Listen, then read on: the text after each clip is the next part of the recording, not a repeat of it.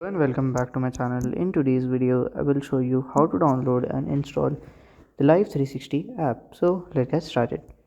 So here we can see the Life360 app. To install it, so first of all you will just open your Google Play Store, or you are Apple user then you can open your Apple Store also, and if you don't have both you can directly use your Google search bar. So here I will directly search for here as